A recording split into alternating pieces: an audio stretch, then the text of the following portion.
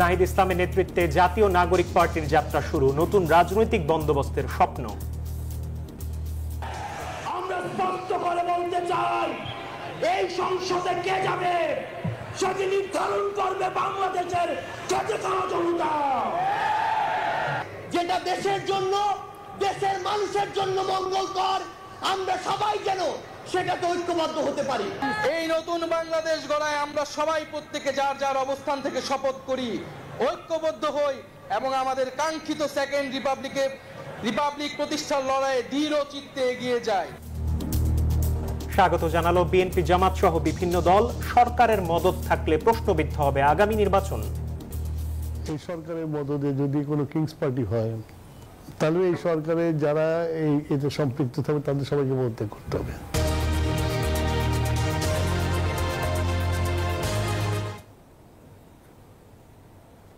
দেখছিলেন প্রধান শিরোনামে আরো থাকছে। অন্তর্বর্তী সরকারকে ব্যর্থ করতে ষড়যন্ত্র চলছে বললেন তারেক রহমান। গুরুত্বপূর্ণ অবদান রাখতে পারে তরুণরা, মন্তব্য সেনা প্রধানের। ক্ষমতা পোক্ত করতেই শাপলা চত্বরে হত্যাকাণ্ড চালায় হাসিনা সরকার, মন্তব্য প্রেস সচিবের। আওয়ামী লীগ আমলে সব হত্যার বিচার হবে। আজ শেষ হচ্ছে প্রাণের ২১শে বইমেলা, চলবে রাত ৯টা পর্যন্ত। লেখক পাঠকদের পদচারণায় মুখর বাংলা একাডেমি প্রাঙ্গণ। রোজার আগেই লেবু, বেগুন, শশার দাম বাড়তি। চট্টগ্রামে সয়াবিনের বাজারে আগুন। ঢাকায় সুলভ মূল্যে ডিম, দুধ, মাংস বিক্রি শুরু। যুদ্ধ বন্ধে ইউক্রেন ইস্যুতে মার্কিন প্রেসিডেন্টের সাথে ব্রিটিশ প্রধানমন্ত্রীর সাক্ষাৎ। ওয়াশিংটনে ট্রাম্প জেলেনস্কি বৈঠক আজ। এবং বসুন্ধরা আবাসিক এলাকার টগি ক্লাবের rhythm of youth open air concert, মঞ্চ মাতাবেন নগর বাউলের জেমস।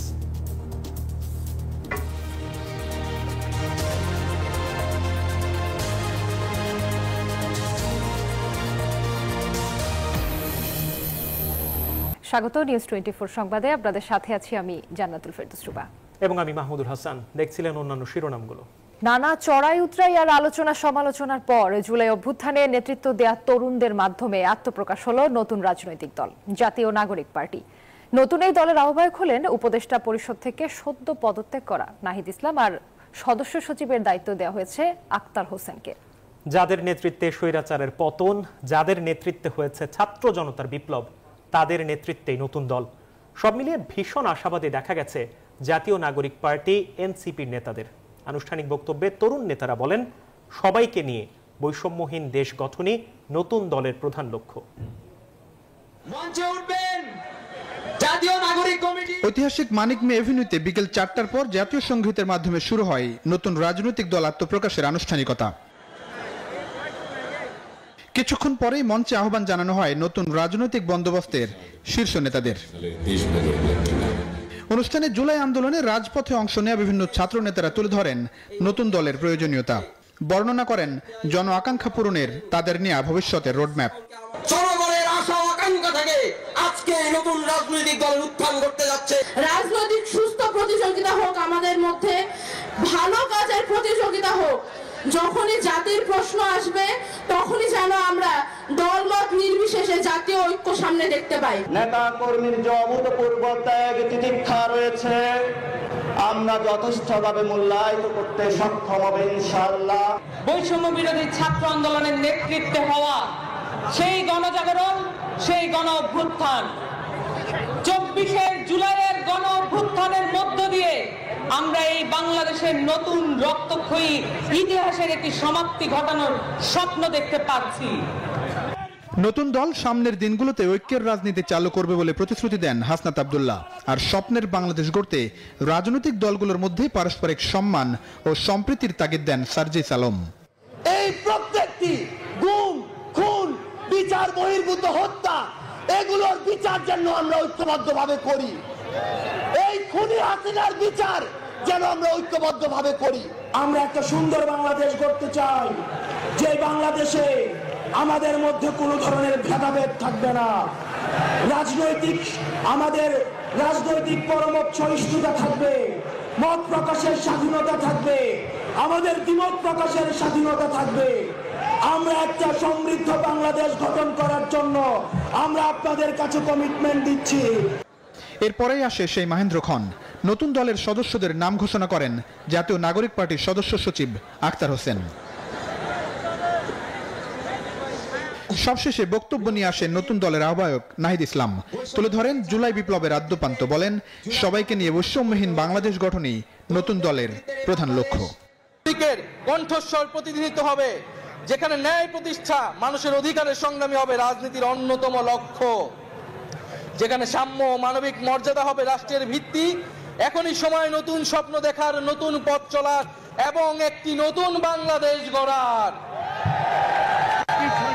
এই নতুন বাংলাদেশ গড়ায় আমরা সবাই প্রত্যেকে যার যার অবস্থান থেকে শপথ করি, ঐক্যবদ্ধ হই এবং আমাদের কাঙ্ক্ষিত সেকেন্ড রিপাবলিক প্রতিষ্ঠার লড়াইয়ে দৃঢ় চিত্তে এগিয়ে যায়। আমাদের দেশ, আমাদের অধিকার, আমাদের ভবিষ্যৎ, আমাদের সেকেন্ড রিপাবলিক অধরা কোনো স্বপ্ন নয়, এটি আমাদের আজকের দিনের সামনের বাংলাদেশের প্রতিজ্ঞা। আমরা কি সবাই প্রতিজ্ঞা করছি?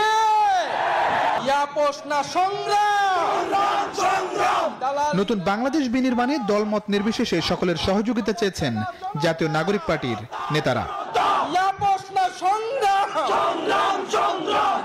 প্লাবন রহমান, নিউজ 24, ঢাকা। আহ্বায়ক আর সদস্য সচিবের বাইরে কারা কারা থাকছেন নতুন রাজনৈতিক দল জাতীয় নাগরিক পার্টির নেতৃত্বে? এক নজর দেখে আসতে চাই জুবায়ের রাজিনের প্রতিবেদন থেকে। জুলাই অভ্যুত্থানে সামনে থাকা শিক্ষার্থীদের নেতৃত্বে নতুন রাজনৈতিক প্ল্যাটফর্ম। শুক্রবার বিকেলে রাজধানীর মানিক মিয়া এভিনিউতে আনুষ্ঠানিকভাবে আত্মপ্রকাশ করে নতুন রাজনৈতিক দলের নাম জাতীয় নাগরিক পার্টি এনসিপি। দলটির নেতৃত্বে থাকছেন জুলাই আন্দোলনে নেতৃত্ব দেয়া একঝাঁক তরুণ। আহ্বায়ক হিসেবে দায়িত্ব পালন করবেন নাহিদ ইসলাম আর সদস্য সচিব আখতার হোসেন। শীর্ষ 10 পদের নেতৃত্বে থাকছেন জ্যেষ্ঠ যুগ্ম আহ্বায়ক হিসেবে সামান্থা শারমিন ও আরিফুল ইসলাম আদিব, জ্যেষ্ঠ যুগ্ম সদস্য সচিব 2 জন, তাসনিম জারা ও নাহিদা সারোয়ার নিভা। দলটির দক্ষিণাঞ্চলের মুখ্য সংগঠক হিসেবে রয়েছেন হাসনাত আব্দুল্লাহ ও উত্তরাঞ্চলের দায়িত্বে সার্জিস আলম, মুখ্য সমন্বয়ক নাসিরউদ্দিন পাটোয়ারি ও যুগ্ম সমন্বয়ক আব্দুল হান্নান মাসুদ। এছাড়াও চূড়ান্ত করা হয়েছে দলটির 151 সদস্যের আহ্বায়ক কমিটি। জুবায়ের রাজিন, নিউজ 24, ঢাকা। জুলাই গণ অভ্যুত্থানে রাজপথ কাঁপানো ছাত্র তরুণরা নতুন রাজনৈতিক দলে দেখতে চান আগামীর বাংলাদেশ। দলের আত্মপ্রকাশ ঘিরে মানিক মিয়া এভিনিউ পরিণত হয় জনস্রোতে। সবার চাওয়া নতুন দল পাশে দাঁড়াবে গণমানুষের, করবে গণতন্ত্রের পুনরুদ্ধার। মিছিল স্লোগানে মুখর সংসদ ভবন। নতুন বাংলাদেশ গড়ার স্বপ্ন নিয়ে শুক্রবার সকাল থেকে ঢল নামে ছাত্র তরুণদের। জুলাই গণঅভ্যুত্থানে রাজপথ কাঁপানো এসব তরুণ চান মুক্ত স্বাধীন দেশে আলাদা রাজনৈতিক বন্দোবস্ত। আমি নিজেও একজন এই 24 আন্দোলনের যোদ্ধা।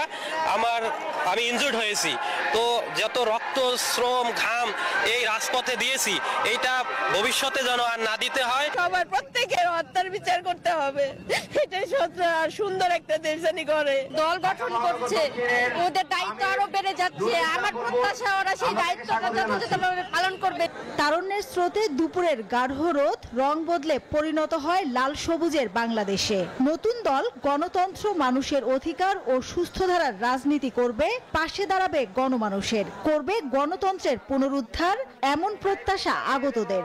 প্রত্যেকটা সেক্টরের জন্য দুর্নীতি মুক্ত থাকে, সেই প্রত্যাশা আমরা এই নতুন দলের কাছে প্রত্যাশা করি। এই নতুন জেনারেশনকে নতুন চিন্তা ভাবনায় আদর্শের সাথে এই দেশকে পরিচালনা করার অংশীদার হওয়ার জন্য আমি এখানে এসেছি। নতুন দলের আত্মপ্রকাশ ঘিরে জাতীয় সংসদ ভবনের সামনের সড়কে করা হয়েছে অস্থায়ী মূল মঞ্চ। মঞ্চের সাজসজ্জায় স্থান পেয়েছে আবু সাইদের প্রসারিত হাত আর জুলাই বিপ্লবের প্রতিচ্ছবি। নাগরিক সুবিধা নিশ্চিত করবার জন্য, আমাদের মৌলিক অধিকার নিশ্চিত করবার জন্য, সাংবিধানিক এবং মানবাধিকার নিশ্চিত করার জন্য গণতান্ত্রিক মূল্যবোধের ভিত্তিতে একটা নতুন রাজনৈতিক বার্তা দিবে। একটি নতুন রাজনৈতিক বন্দোবস্ত নিয়ে এসেছি আমরা, যেখানে মানবিক মর্যাদা এবং সুবিচার ইনসাফ ভিত্তিক হবে এবং একটি মধ্যম পন্থার দল হবে। 36টি রাজনৈতিক দল সহ 31টি দেশের রাষ্ট্রদূত, হাই কমিশনার ও কূটনীতিকদেরও আমন্ত্রণ জানানো হয়েছে এই আয়োজনে। মাসুদা লাবনী, নিউজ 24, ঢাকা। রাজনৈতিক অঙ্গনে নতুন দলের আগমনকে স্বাগত জানিয়েছে বিএনপি, জামাত সহ বিভিন্ন সংগঠন। কেউ কেউ বলছেন নতুন দল গঠনে যদি সরকারের মদত থাকে তবে প্রশ্নবিদ্ধ হবে আগামী নির্বাচন। আর বিএনপি বলছে ভোটের মাঠ আর জনতার ভাবনা বিবেচনায় খাটো করে দেখা যাবে না ছাত্রদের এই দলকে। আর বামধারার মতে সাধারণ মানুষের রায় পেতে জোট ব্যতীত এনসিপি খুব একটা হালে পানি পাবে না। বিস্তারিত ফজলে রাব্বি সৌরভের প্রতিবেদনে। ছাত্রদের নতুন রাজনৈতিক দল ঘিরে জমায়েত হওয়ার কথা ছিল প্রায় 3 থেকে 4 লাখ মানুষের। পাখির চোখে যতটুকু অংশগ্রহণ দেখা যাচ্ছে তার চেয়েও বড় বিবেচ্য নতুন এই দল ঘিরে সবার আগ্রহ, আকাঙ্ক্ষা আর প্রত্যাশা। ঘোষণা দিয়ে আত্মপ্রকাশ হওয়া ছাত্রদের এই দল নিয়ে বিদ্যমান রাজনৈতিক দলগুলোর ভাবনা জানার চেষ্টা করেছে নিউজ 24। বিভিন্ন সময় ভাঙা গড়ার বামধারার দল সিপিবি বলছে জোটের রাজনীতিতে আসার মাধ্যমে ভোটের মাঠে ভূমিকা রাখতে পারে এনসিপি। প্রতিক্রিয়া জানিয়েছে জামাত সহ ইসলামী ঘরানার দলগুলো। যদি তারা কোনো জোটের রাজনীতিতে আসে তাহলে হয়তোবা জাতীয় সংসদ নির্বাচনে কিছুটা ভূমিকা রাখতে পারবে। তাদেরকে সিদ্ধান্ত নিতে হবে তারা কি এই ধরনের কোনো ধারার সাথে যদি কোনো কর্মসূচি ভিত্তিক ধারায় মিলে তারা যাবে কি যাবে না। যদি যায় তাহলে আমার ধারণা ভোটের ফলাফল এক রকম হবে। জুলাই অভ্যুত্থানের চেতনায় ঐক্যবদ্ধ রাখতে এই নতুন রাজনৈতিক দল গঠন হচ্ছে এবং সেটা আমাদের রাজনৈতিক দলের মধ্যে জাতীয় ঐক্যের চেতনাকে সংহত করবে। আর দেশের অন্যতম বৃহত্তর রাজনৈতিক দল বিএনপির মতে সরকারের মদতপুষ্ট হয়ে যদি কার্যক্রম চালায় নতুন এই দল তবে প্রশ্নবিদ্ধ হবে আগামীর নির্বাচন। যদি সরকারের এরকম মদত যদি প্রমাণিত হয় তাহলে তো ইলেকশন যে নির্বাচন, যে নিরপেক্ষ নির্বাচনের জন্য আমরা আন্দোলন করেছি, সংগ্রাম করেছি, মানুষ জীবন দিয়েছে, এক বিএনপির কত মানুষ জীবন দিয়েছে, তো তাহলে তো এটা ব্যাহত হবে। যে দলই আমাদের সাথে কন্টেস্ট করবে কাউকে আমরা খাটো করে দেখব না, সবাইকে আমরা মনে করবো যে প্রতিদ্বন্দ্বী। আওয়ামী লীগ নাই দেখে কেউ বড় প্রতিদ্বন্দ্বী হবে না এটা আমরা ভাবি না, এবং এটা আমাদের রাজনীতিও না। দেশের স্বার্থে ইতিবাচক রাজনীতির মাধ্যমে রাজনৈতিক অঙ্গন সমৃদ্ধ করবে জাতীয় নাগরিক পার্টি, এমনটি প্রত্যাশা অপরাপর দলগুলোর নেতাদের। ফজলে রাব্বি সৌরভ, নিউজ 24, ঢাকা। স্বৈরাচার পালিয়ে গেছে ঠিকই, কিন্তু এখনো শঙ্কামুক্ত নয় দেশের গণতন্ত্র।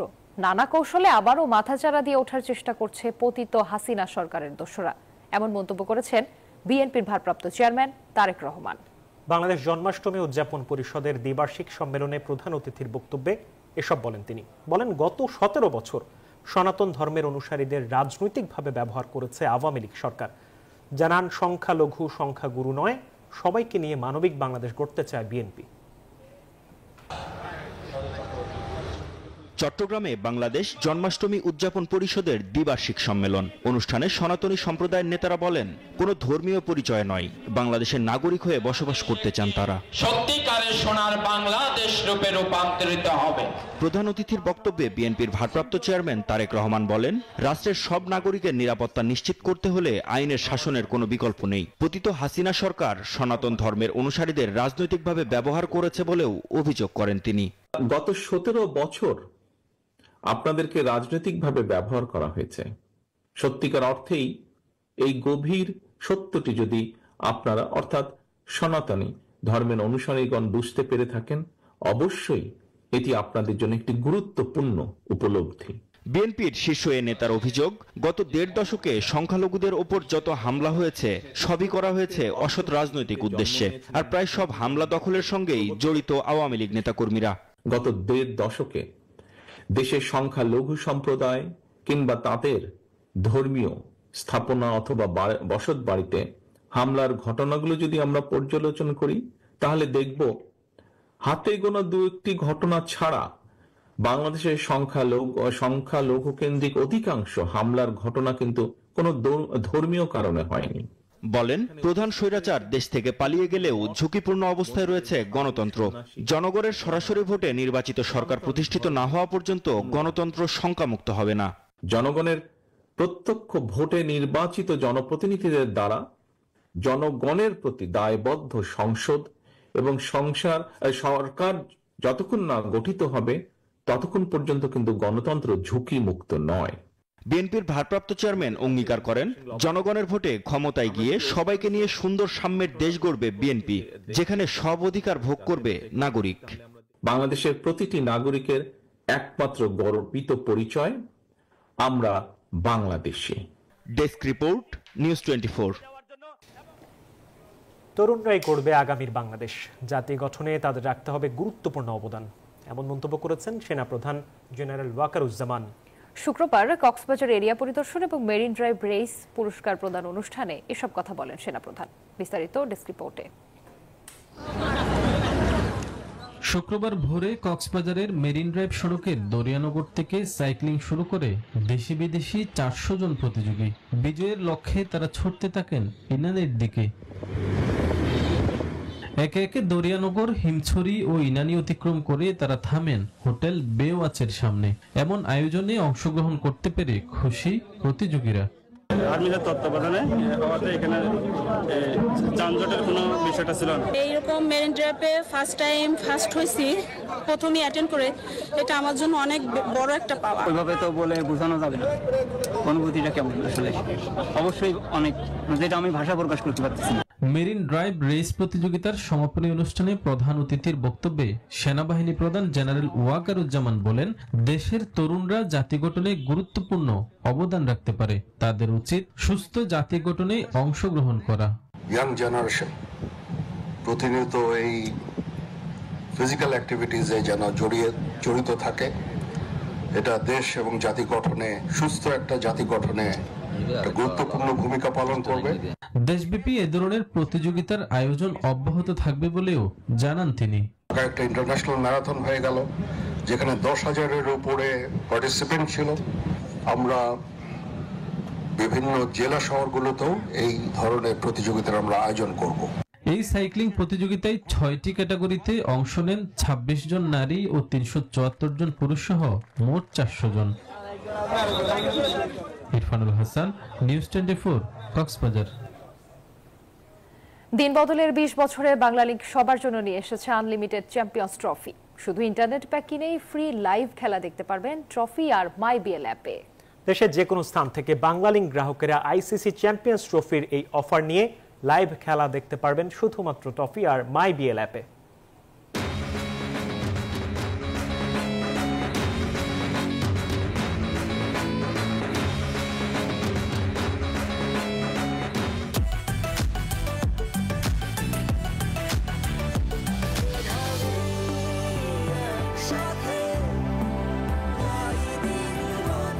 বছর ধরে প্রতিটি মুহূর্তের সাথে, দিন বদলের প্রতিটি স্বপ্নের পাশে আছে, থাকবো আমরা। বাংলা লিংক।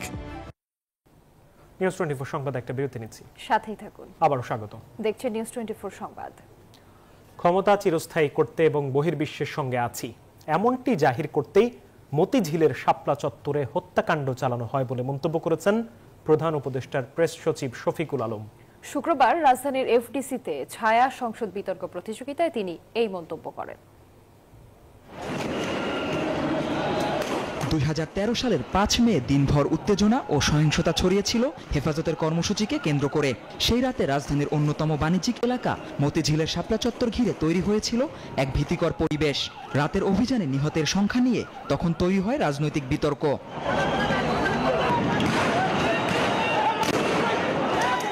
শুক্রবার রাজধানীর এফডিসিতে শাপলা চত্বরে হত্যাকাণ্ড নিয়ে ছায়া সংসদ বিতর্ক আয়োজন করে ডিবেট ফর ডেমোক্রেসি। সেখানে যোগ দিয়ে প্রেস সচিব বলেন, ক্ষমতা চিরস্থায়ী করতে শাপলা চত্বরে হত্যাকাণ্ড চালানো হয়।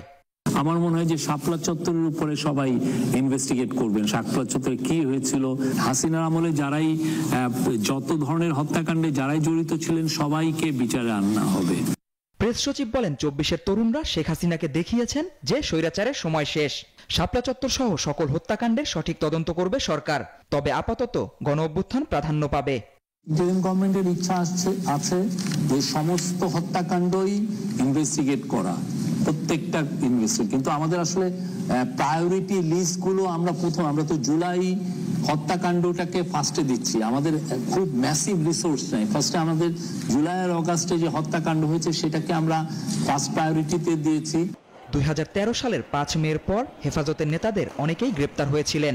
বিভিন্ন ইসলামপন্থী দলের নেতারা সংগঠনটির নেতৃত্বে ছিলেন। জুবায়ের রাজিন, নিউজ 24, ঢাকা।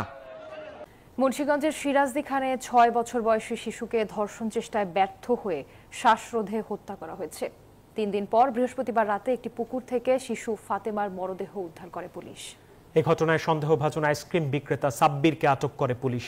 রিমান্ডে জিজ্ঞাসাবাদে বেরিয়ে আসে রোমহর্ষক হত্যাকাণ্ডের ঘটনা। এই খবর ছড়িয়ে পড়লে অভিযুক্তের বাড়ি ঘর ভাঙচুর, অগ্নিসংযোগ করে এলাকাবাসী। এবার মুন্সিগঞ্জ সিরাজদি খানে 6 বছর বয়সী এক শিশুকে ধর্ষণ চেষ্টা, যাতে ব্যর্থ হয়ে শেষ পর্যন্ত শিশুকে শ্বাসরোধ করে হত্যা করা হয়। তারপর মরদেহ ফেলে দেয়া হয় দিঘিতে। অভিযুক্তকে আটকের পর রিমান্ডে পুলিশের জিজ্ঞাসাবাদে বেরিয়ে আসে এসব চাঞ্চল্যকর তথ্য। বৃহস্পতিবার রাত 1টার দিকে নিখোঁজ শিশু ফাতেমা আক্তারের মরদেহ রুশুনিয়া গ্রামের নুরানি মাদ্রাসার পাশের দিঘি থেকে উদ্ধার করে পুলিশ। খবরটি ছড়িয়ে পড়লে বিক্ষুব্ধ জনতা অভিযুক্তের বাড়িঘরে ভাঙচুর ও অগ্নিসংযোগ করে। আমার বাচ্চারে আর দেখি নাই, কত খোঁজাখুঁজি করছি আর ফিরে পাই যাই।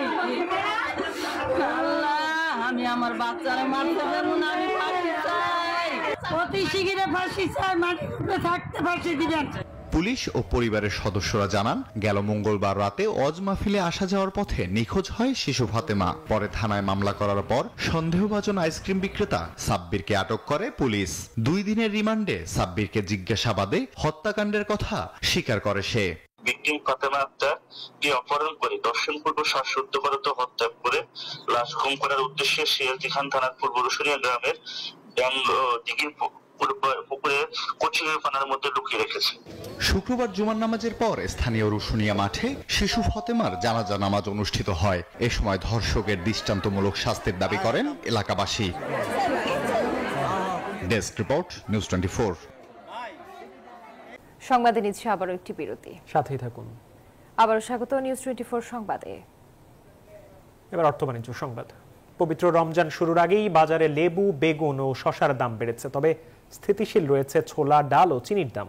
অবশ্য রোজা শুরুর পর এসব পণ্যের দাম বাড়ার শঙ্কায় রয়েছেন ক্রেতা বিক্রেতারা। এমন প্রেক্ষাপটে নজরদারি আরও জোরদার করার আহ্বান অর্থনীতিবিদদের। আফিয়া রুবাইয়াত পেশায় চাকরিজীবী। সাপ্তাহিক ছুটির দিনে সেরে ফেলছেন রমজানের বাজার। বাজারে নিত্যপণ্যের দর কেমন জানতে চাইলে বলেন, অন্যান্য দেশে রোজার সময় বিভিন্ন পণ্যের দাম ছাড় হলেও এখানে ঠিক উল্টো চিত্র। আমরা তো সবাই এক্সপেক্ট করি রমজান মাসে যেন প্রাইসটা কমে, যেহেতু আদার্স কান্ট্রিগুলোতে রমজান মাসে অনেক ছাড় থাকে, প্রাইসটা কম থাকে, বাট সেটা আমরা আশা করার পরেও কিন্তু আমাদের দেশে আসলে হয় না ওভাবে। সো অ্যাজ ইউজুয়াল রমজানের ট্রেডিশন, এটা ইমানের ব্যাপার, এটা গত সপ্তাহের তুলনায় প্রায় ডবল করছে। রাজধানীর বিভিন্ন বাজার ঘুরে দেখা গেছে গত 15 দিনের ব্যবধানে প্রায় দ্বিগুণ দামে লেবু বিক্রি হচ্ছে। 2 সপ্তাহ আগে সাধারণ মানের লেবুর হালি ছিল 20 থেকে 40 টাকা, যা গতকাল 40 থেকে 80 টাকায় বিক্রি হয়েছে। আর বড় লেবু আজ বিক্রি হচ্ছে 100 থেকে 120 টাকায়। যেমনকি লেবু জিজ্ঞেস করলাম কত, ডজন 300 টাকা, যে লেবুর ডজন ছিল কয়দিন আগেও 150 টাকা। হ্যাঁ, এটা আমরা কপাল যে আমরা এমন একটা দেশে জন্মাইছি আর কি। ওইখানে চাইলো 120 টাকা, এখানে নিলাম 80 টাকা, সো ডিফারেন্স। তবে বাজারে স্থিতিশীল রয়েছে ছোলা, ডাল, চিরা, মুড়ির দাম। এবছর রমজানের আগে সরকার খেজুর আমদানিতে শুল্ক কর কমিয়েছে, যার ফলে আমদানি বেড়েছে। সিন্ডিকেট বাড়ে, এই জন্য সরকারের প্রতি একটা আমার নির্দেশন থাকবে সাধারণ পাবলিক হিসাবে, তারা যেন বাজারটা মনিটরিং করে এবং যেন সমস্ত কিছু যেন সাধারণ পাবলিকের ক্রয় ক্ষমতার ভেতরে থাকে। তাই এবছর বাজার তদারকি আরো কঠোর করার আহ্বান এই অর্থনীতিবিদদের। ভোক্তা অধিকার সংরক্ষণ অধিদপ্তরের অভিযানটাকে আরো খুব ফ্রিকুয়েন্ট করতে হবে। বিশেষ করে যে আমি বলবো যে আগামী 2 দিন অন্তত প্রচন্ড রকমের নজরদারির মধ্যে রাখতে হবে বাজারগুলোকে। প্রতি বছরই রমজান আসলে দাম বাড়ানোর প্রবণতা থাকে ব্যবসায়ীদের। বাজার তদারকিতেও তেমন একটা সুফল আসে না। মরিয়ম আজিজ মৌরিন, নিউজ 24, ঢাকা। রোজা উপলক্ষে রাজধানীর 25 পয়েন্টে নিম্ন আয়ের মানুষের মাঝে সুলভ মূল্যে দুধ, ডিম, মাংস বিক্রি শুরু হয়েছে। শুক্রবার রাজধানীতে এই উদ্যোগের উদ্বোধন করেন মৎস্য ও প্রাণী সম্পদ মন্ত্রণালয়ের উপদেষ্টা ফরিদা আক্তার। জানান, প্রতি লিটার পাস্তুরিত দুধ 80 টাকা, ডিম 114 ডজন, মুরগি 250 ও গরুর গোস্ত 650 টাকায় বিক্রি করা হবে। বাজারে অন্যায়ভাবে পণ্যের দাম বৃদ্ধি করলে ছাড় দেওয়া হবে না বলেও জানান তিনি।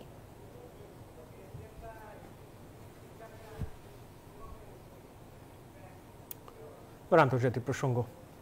ইউক্রেনের প্রেসিডেন্ট ভলোদিমির জেলেনস্কিকে স্বৈরাচার বলায় নিজেই বিস্মিত যুক্তরাষ্ট্রের প্রেসিডেন্ট ডোনাল্ড ট্রাম্প। বলেছেন, এমনটা যে তিনি বলেছেন তা বিশ্বাসই করতে পারছেন না। জেলেনস্কির প্রতি অনেক সম্মান রয়েছে বলেও মন্তব্য করেছেন ট্রাম্প। ওয়াশিংটনে আজ বৈঠকে বসতে যাচ্ছেন এই দুই নেতা। সংবাদে আবার একটি বিরতি নিচ্ছি, সাথেই থাকুন। আবারও স্বাগত। দেখছেন নিউজ 24 সংবাদ। দর্শক, বসুন্ধরা আবাসিক এলাকার টগি ক্লাবে চলছে rhythm of youth open air concert. মঞ্চ মাতাবেন নগর বাউলের জেমস। সরাসরি যাচ্ছি সেখানে।